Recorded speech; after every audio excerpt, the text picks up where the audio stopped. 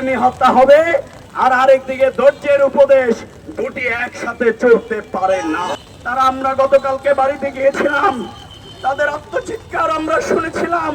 তারা বারবার বলছে যে আমাদের বাবা নিহত হয়েছে, কিন্তু আমরা এখনো নিরাপত্তাহীনতায় আছি।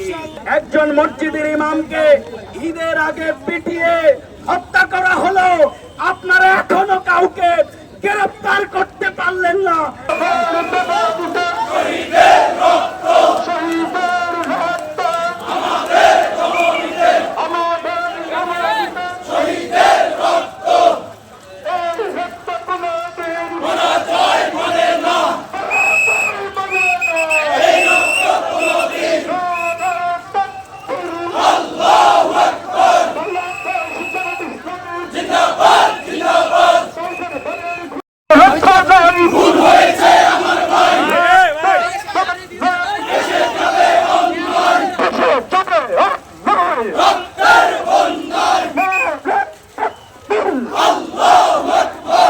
তারা আমরা গতকালকে বাড়িতে গিয়েছিলাম, তাদের আত্মচিৎকার আমরা শুনেছিলাম।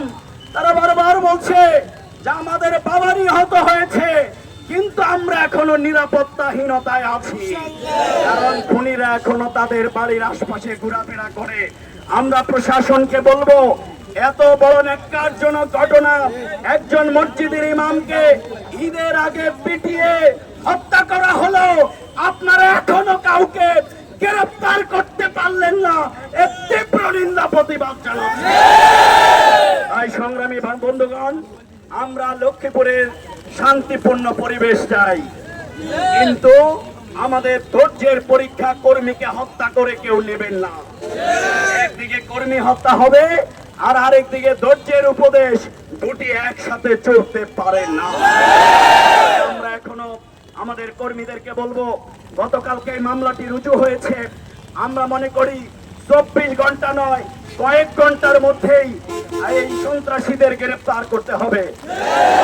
এসপি সাহেব বলেছেন, আমাকে বললেন যে আমরা সন্ত্রাসীদের খুঁজতেছি।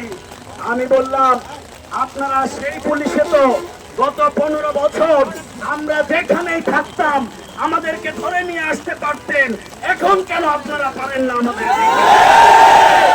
আমরা বিশ্বাস করতে চাই অন্তর্বর্তীকালীন এই নিরপেক্ষ সরকার অবিলম্বে এই খুনিদের গ্রেফতার করে দৃষ্টান্তমূলক শাস্তি দেবে, এবং লক্ষ্মীপুরে আরো বিভিন্ন জায়গায় আমাদের কর্মীদের উপরে প্রতিনিয়ত হামলা হচ্ছে।